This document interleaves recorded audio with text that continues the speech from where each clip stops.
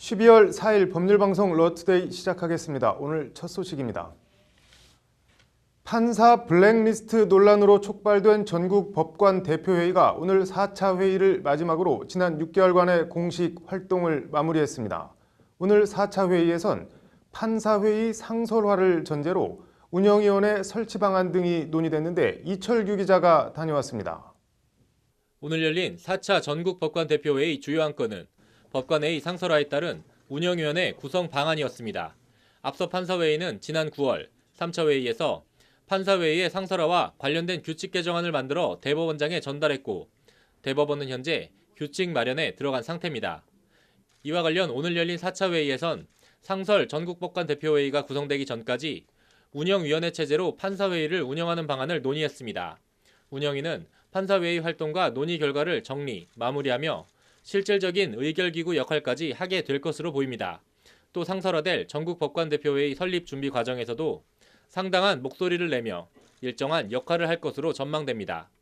판사회의는 국제인권법 연구회 학술대회 축소 외압과 이른바 판사 블랙리스트 의혹 등의 진상 파악을 촉구하기 위해 지난 6월 첫 회의를 열었습니다. 이후 판사회의는 지난 7월과 9월 두 차례 회의를 더 열었고 블랙리스트 의혹 추가 조사, 고등법원 부장판사 승진제도 폐지 등 사법개혁과 관련한 목소리를 꾸준히 내왔습니다. 지난 9월 취임한 김명수 대법원장은 판사 블랙리스트 의혹 추가 조사 결정 등 판사회의의 요구사항을 상당 부분 수용했습니다. 이에 판사회의는 기존 임시회 성격의 판사회의를 해산, 상설화하기로 하고 오늘 마지막 4차 판사회의를 연 겁니다. 김명수 대법원장이 판사회의의 요구안을 대부분 받아들인 점을 감안하면 대법원 사법개혁실무단의 활동에도 판사회의가 상당한 영향력을 행사할 것으로 전망됩니다. 전국 법관대표회의가 상설화되면 법원행정처에 쏠렸던 법원 내 권력지도에도 어떤 식으로든 변화가 있을 것으로 보입니다. 다만 상설 법관회의가 대법원장의 또 다른 수족으로 활용될지 독자적 목소리를 낸 조직으로 자리 잡을지는 숙제가 될 것으로 보입니다. 법률방송 이철규입니다.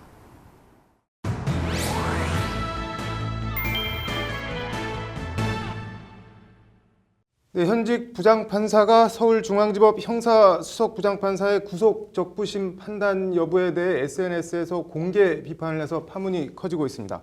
남승환 변호사의 시사법률, 오늘은 구속 적부심 얘기 해보겠습니다. 남 변호사님, 먼저 이 논란이 된 구속 적부심 내용 어떤 내용인가요? 네, 김관진 전 장관, 네. 그리고 임관빈 전 실장, 네. 그리고 전병헌 전 수석의 측근이라고 하는 조모 사무총장인데요. 이 세 명에 대해서 구속 적부심에서 이제 석방하는 결정을 한 것입니다. 네. 이 현직 부장판사가 이 결정을 김관진, 임관빈의 경우 아주 세게 비판을 했던데 뭐 어떤 내용인가요? 네, 그 SNS 소위 이제 어떤 SNS를 통해서 올린 글인데요. 네. 주위의 법관들과 얘기를 해봤는데 어느 누구도 동의를 못한다. 네. 고위 법관이 네. 이제 이 형사수석부를 얘기하는 겁니다. 네. 고위 법관이 서울시 전체의 구속 실무를 마음대로 바꾸고 있다. 그 고위 법관이 서울시 전체라고 할 때 이제 중앙지법 실무를 얘기하는 것으로 보이는데요. 그러면서 원숭이, 뭐 벌거벗은 임금 등 아주 강력한 표현을 사용하면서 비판했습니다. 개인적으로 이번 그 구속 적부심 김관진, 임관빈 두 명에 대해서 석방을 해준 거, 그리고 현직 부장판사가 아주 세게 비판한 거 어떻게 보세요? 네, 그 흔히 뭐 상식이 좀 통해야 된다 이런 얘기를 하는데요. 대부분의 일반인들은 법원이라면 동일한 판단을 할 것이다, 또는 큰 틀에서 같은 판단을 할 것이다, 이런 생각을 합니다.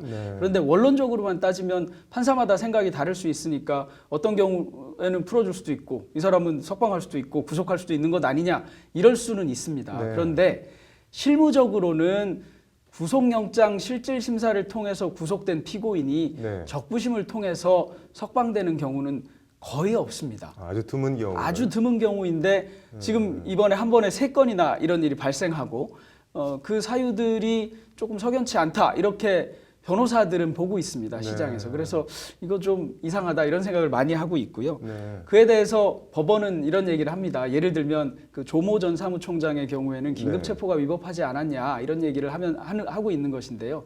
이 긴급체포가 위법함에도 또는 긴급체포에 좀 문제가 있음에도 불구하고 그간 구속영장을 발부해왔던 것이 법원입니다. 그러니까 긴급체포가 위법한 관행을 시정하겠다, 이렇게 얘기하고 있는데 그 관행은 검찰과 법원이 같이 만들어 온 관행이거든요. 그러니까 네. 우리도 잘못했다. 이제 그렇게 하지 말자. 이런 의미라면 저는 받아들일 수 있다고 보는데요. 네. 그게 아니고 니네만 잘못한 것이다. 앞으로는 그렇게 하지 마라. 이런 의미라면 그런 관행을 만들어 온 책임이 같이 있는 법원이 쉽게 할 얘기는 아닌 것 같고요. 네. 그다음에 2명의 네. 그 적부심을 통해서 석방된 김관진, 임관빈 이런 경우에는 글쎄요. 법률 소비자 또는 일반 국민들이 쉽게 납득할 수 있을 것인가 하는 점에서 네. 좀 비판의 소지도 있고 생각해 볼 여지도 많은 결정이라고 생각됩니다. 네, 뭐 그거에 대해서 판사 출신이죠. 여당 더불어민주당 박범계 의원이 구속 적부심 신청과 뭐 법원 석방 결정에 대해서 뭔가 좀 짜고 치는 고스톱 같다. 뭐 이런 취지로도 얘기를 해서 논란이 되기도 했는데 내일도 관련 얘기 좀 더 짚어보겠습니다. 오늘 잘 들었습니다. 네, 다음 소식입니다. 공정거래위원회 출신 김앤장 변호사가 공정위 과징금 사건을 맡아 친정인 공정위를 상대로 수백억 원의 과징금을 감경받았다고 합니다. 합법적으로 감경받았다면야 문제가 없겠지만 변호사법 위반과 전관예우 논란이 일고 있습니다. 언제까지 전관예우 논란 이런 얘기를 들어야 하는지 석대성 기자가 전해드립니다. 공정위는 지난해 3월 시멘트 가격 담합이 적발된 성신양회에 과징금 436억 5,600만 원을 부과합니다. 발등에 불이 떨어진 성신양회는 과징금을 감경받기 위해 국내 최대 로펌 김앤장의 사건을 맡깁니다. 김앤장의 공정위 출신 A 변호사가 사건을 맡았고 A 변호사는 과징금을 218억 2,800만 원, 딱 절반으로 깎는 데 성공합니다. 문제는 A 변호사가 2016년에 내야 할 과징금을 2015년 재무제표에 미리 반영한 자료를 공정위에 냈다는 점입니다. 내지도 않은 과징금을 낸 것처럼 꾸며 적자가 나서 과징금을 전부 낼 여력이 안 되니 깎아달라고 이의 신청을 낸 겁니다. 부담 능력이 없으면 깎아줄 수 감경이 가능하거든요. 네.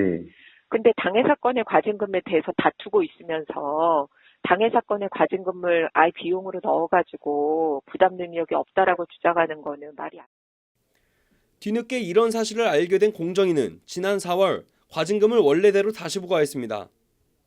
A 변호사는 다른 감경 사건을 대리하면서도 이번처럼 과징금을 선반영한 재무제표를 제출한 전력이 있는 것으로 드러났습니다.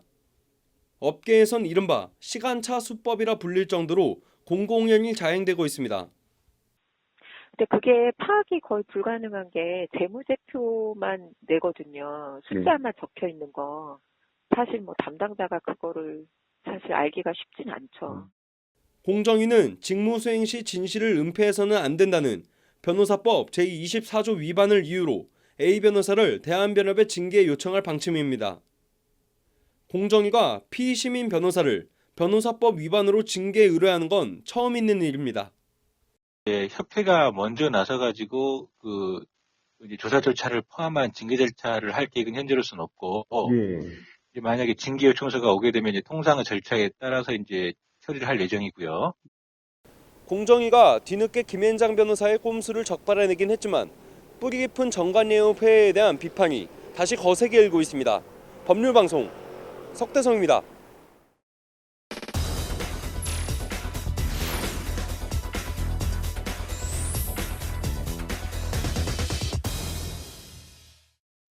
네, 술에 취해 범죄를 저지르면 형을 깎아주는 주취 감형이라는 게 있습니다. 조두순 출소와 관련해서 이 주취 감형을 없애야 한다는 청와대 국민청원글이 큰 호응을 얻고 있습니다. 이슈플러스 장한지 기자 나와 있습니다. 장 기자, 먼저 주취 감형이 뭔지 좀 설명을 해주시죠. 네, 대한민국 형법 제10조는 네. 심신장애의 사람은 처벌을 안 하거나 형을 감형한다라는 내용이 있습니다. 네. 문제는 술에 취해서 사물을 제대로 판단할 수 없는 상태에서 범죄를 저지르는 경우에도 이 심신장애가 적용이 돼서 네. 감형 사유가 된다는 건데요. 네. 대표적인 게 조두순 사건입니다. 네. 법원은 조두순이 만취 상태로 범행을 저질렀다라고 해서 심신미약을 이유로 징역 12년을 선고한 바 있습니다. 네, 이 때문에 뭐 조두순 출소 반대 청원에 이어서 주치가명 자체를 폐지해야 한다. 뭐 이런 청원글이 이어지고 있는 거죠. 네, 그렇습니다. 현재까지 무려 21만 명이 넘는 인원이 주치가명 폐지 주장에 동참했습니다. 네. 지난 11월 4일에 주치가명 폐지 청원이 올라온 지 한 달 만입니다. 네. 똑같은 범행을 저지르고도 술을 먹었다는 이유로 봐준다는 것은 상식적으로 말이 안 된다. 네. 폐지해야 한다는 게 청원 골자입니다. 뭐 이런 주치 범죄가 통계 같은 걸로도 나와 있는 게 있나요? 네, 이 경찰청이 발간한 2016년 범죄 통계에 따르면요. 네. 지난해 검거된 살인 및 살인 미수범 995명 가운데 40% 가까이가 음주 상태에서 범행을 저질렀고요. 네. 그다음에 성폭행 범죄는 30% 가까이가 술에 취한 상태에서 저질러졌습니다. 네. 기계적 산술적으로만 따지면 살인과 성폭행 같은 흉악 범죄 3분의 1 정도가 술에 취해 있었다는 이유로 감형 사유가 될 수 있다는 겁니다. 뭔가 대책 마련이 정말 시급해 보이네요. 네, 국회에서는 오늘 관련 법안이 발의됐는데요. 네. 더불어민주당 신창현 의원이 술에 취해 강력범죄를 저지른 사람에게 단지 술에 취했다는 이유로 감형을 받을 수 없도록 한 형법 개정안, 일명 조두순법을 대표 발의했습니다. 네. 개정안은 음주한 경우 등 스스로 심신장애를 야기한 모든 경우에 이제 감형을 못하게 하는 것이 핵심인데요. 음주로 인한 범죄를 선처하지 않도록 못 박았습니다. 네. 관련해서 신창현 의원의 말을 한번 들어보시죠. 네. 그 10조 3항에 보면은 위험을 예견한 경우에는 제외한다고 그랬는데 술 먹고서 범죄를 저지르는 사람이 자기가 술 먹기 전에 범죄를 저지르겠다고 예견하는 사람 없잖아요. 술 먹고 범죄를 저지르면 무조건 감형의 근거가 됐어요. 그래서 위험을 예견한다는 그 내용을 삭제하자. 선진국에서는 스스로 만취해 저지른 범행은 원칙적으로 감형 사유에 해당하지 않는다라고 규정하고 있습니다. 네. 또 독일, 스위스 등 몇몇 국가는 만취, 우발 범죄를 처벌할 수 있는 명정죄라는 걸 규정하고 있는데요. 네. 독일의 경우 명정죄를 저지르면 징역 5년에 처하도록 하고 있습니다. 네. 뭐 청원글에 20만 명 이상이 동의하면은 청와대가 공식 답변을 주기로 돼 있는데 주치 감형의 폐지에 대해서는 어떤 반응을 보일지 궁금하네요. 잘 들었습니다. 네, 오늘의 판결. 우리 사회 대표적 약자, 을로 꼽히는 아파트 경비원 얘기입니다. 아파트와 경비원을 보내주는 용역업체 사이 위탁관리 계약 기간이 끝났습니다. 이 경우 경비원이 아파트에서 해고되는 건 논외로 하더라도 경비원과 해당 용역업체와 맺은 고용계약도 자동 종료되는 것일까요? 즉, 경비원은 아파트에서도 일자리를 잃고 용역업체에서도 해고되는 것일까요? 지난 2015년 말 서울 송파구의 한 아파트 경비원으로 취업한 박모 씨는 단 한 번의 결근도 없이 성실하게 일했지만 석 달간의 수습 계약 기간 직후 용역업체에서 잘렸다고 합니다.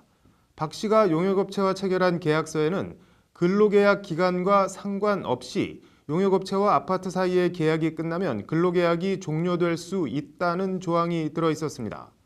전국의 아파트와 빌딩 등 경비원 상당수의 고용계약서엔 이 같은 자동 해고 조항이 일종의 관례처럼 들어가 있다고 합니다. 아파트 경비로 가족의 생계를 책임져야 했던 박 씨는 어떻게 하든 다시 취업하기 위해 법률구조공단의 도움을 받아 해고 무효 소송을 냈습니다. 1, 2심 법원은 그러나 모두 고용계약서상의 해당 조항을 이유로 박 씨의 복직이 불가능하다고 판결했습니다. 돌아갈 직장이 없어졌다는 게 1, 2심 법원 판단입니다. 법원은 아파트와 용역업체 사이의 계약이 끝나는 순간 경비원과 용역업체 사이의 계약도 자동 종료되는 것으로 자동 해고 조항이 유효한 것으로 본 겁니다. 그러나 대법원 판단은 달랐습니다. 대법원 3부는 오늘 박 씨가 용역업체를 상대로 낸 소송에서 원고 패소로 판결한 원심을 깨고 박 씨 승소 취지로 사건을 서울 고법으로 돌려보냈다고 밝혔습니다. 용역업체와 아파트의 계약이 종료됐더라도 박 씨와 업체 사이의 근로관계가 당연히 종료됐다고 단정할 수 없다는 것이 대법원 판단입니다. 근로계약서에 적힌 용역업체와 아파트의 계약에 따라 근로계약이 종료될 수 있다는 조항은 박 씨의 정당한 당연 퇴직 사유로 인정될 수 없다고 대법원은 설명했습니다. 용역업체들이 그동안 경비원의 열악한 지위를 이용해 자동 해고 조항을 두고 퇴직금 없는 3에서 6개월 초단기 근로계약 등 불공정한 계약을 강요해왔다는 것이 박 씨 소송을 대리한 법률구조공단 최봉창 변호사의 말입니다. 오늘 대법원 판결은 경비원과 용역업체 사이에 만연한 마음대로 계약서 작성과 고무줄 해고 관행에 제동을 걸었다는 점에서 의미가 있습니다. 법원은 판결로 세상을 유지할 수도 바꿀 수도 있습니다. 상식과 원칙에 부합하는 전향적인 판결이 많이 나왔으면 하는 바람입니다. 오늘의 판결이었습니다. 네, 이어서 법조계 소식 전해드리겠습니다. 대한변협은 내일 오후 4시 변협회관에서 합리적인 판결문 공개 방안을 주제로 세미나를 엽니다. 변협은 헌법 제109조는 재판의 심리와 판결을 공개하도록 규정하고 이에 따라 현행법은 일정한 경우를 제외하고 누구든지 확정된 판결에 판결서 등을 열람, 복사할 수 있도록 규정하고 있으나 실제 판결문 공개는 극히 제한적으로 이루어지고 있다며 이를 개선하고 합리적인 대안을 모색하기 위해 행사를 마련했다고 밝혔습니다. 법무부가 최근 늘어나는 가상통화를 이용한 범죄를 막기 위해 가상통화대책 TF를 발족하기로 했습니다. 법무부 관계자는 국무조정실과 기획재정부, 금융감독원 등이 참여하는 TF의 협의를 거쳐 규제 대책을 마련해 추진하기로 했다고 밝혔습니다. 대법원은 오늘 대국민 양형체험 프로그램 시연회를 열고 일반인이 실제 재판 사례에 판사로 참여해 양형을 판단하는 행사를 마련했습니다. 대법원은 선고형 결정 과정에서 생기는 오해를 불식하기 위해 프로그램을 마련했다며 보안 사항을 점검한 후 내년 1월부터 본격 서비스를 실시하겠다고 밝혔습니다. 참여연대 행정감시센터는 오늘 특수활동비 집행실태 점검 결과 보고서 공개를 거부한 감사원을 상대로 정보 비공개 결정 처분 취소를 요구하는 행정소송을 제기했습니다. 참여연대는 특활비라는 이유만으로 부당하게 책정된 사례까지 비밀로 보호할 가치가 있다고 보기 어렵다며 특활비에 대한 국민의 관심에 부응해야 한다고 주장했습니다.